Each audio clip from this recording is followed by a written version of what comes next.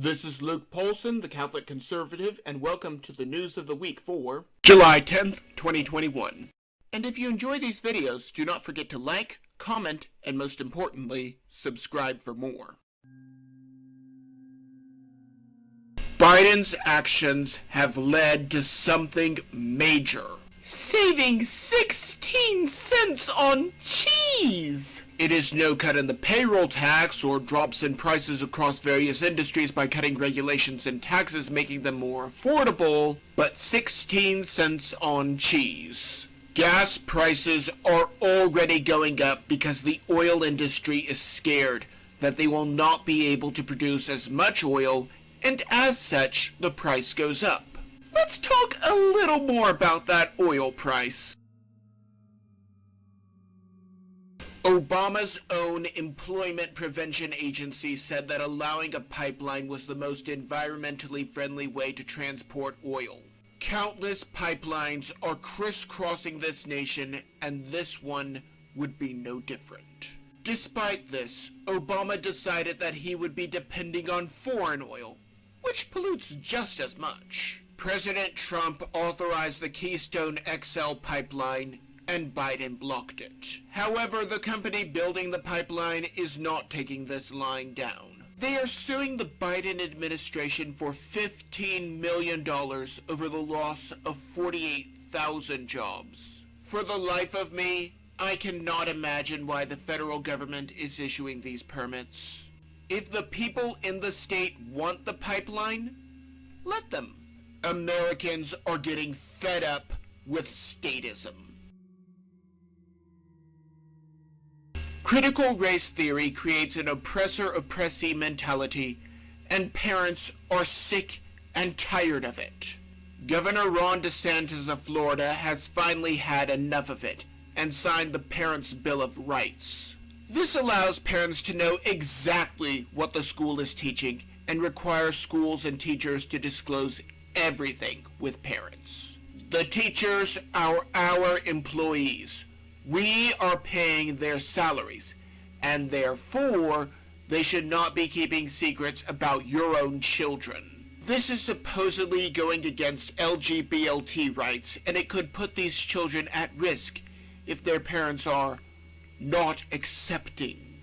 I am sure that any parent would love their child for who they are and help them work through this sin and repent.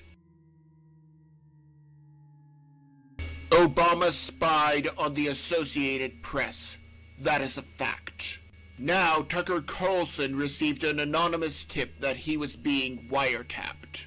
Naturally, he filed a Freedom of Information Act request, but officially, no one knows about it. That is the biggest load of hogwash that I have heard all week. Our government harassed MLK on the phone because he was upsetting the apple cart. Likewise, Carlson was one of the first people to say that this came from the Wuhan lab, which was at that point a conspiracy theory. Not only is flip-flop Fauci now endorsing it, we have learned from the unofficial House hearing that there should be no doubt that it came from a lab. The NSA is trying to get one slip-up from Carlson to lock him up forever, just because he tried to get an interview with Putin. Meanwhile, Kevin McCarthy is working to begin investigating the NSA. A picture of Mother Teresa was taken down because she dared to oppose abortion. Now President Trump is suing Big Tech as the lead in a class action lawsuit that more are joining every day. Now, while I have experienced censorship, I choose not to join because I work anonymously. A double-edged sword, to be sure. There is some debate as to whether or not this will succeed in court, but it will at the very least get more people talking about this. Congress is working to amend Section 230, which protects these companies and allows them to do whatever they want as platforms, even though by this point they are publishers. President Trump was banned and or removed from most of these platforms, yet groups like Hamas were only recently banned. This was never about hate speech, which cannot even be defined. This is about speech that is not favorable to Democrats. Democrats have been targeting Confederate statues under the guise of eliminating racism. This is, of course, a farce and a blatant lie. They are willing to take down a statue of George Washington, Thomas Jefferson, or anyone else that they happen to not like at that moment. Lest you doubt me! Overnight, a group of people tore down the George Washington statue in northeast Portland. A Fox 12 viewer sent us this video of the statue of the nation's third president. Yet, not one attempt to destroy statues of Margaret Sanger, who called minorities weeds, or Charles Darwin, that said that Europeans would eliminate the savage races one day. Democrats are ramping it up, but conservative trolls have decided to have a bit of fun.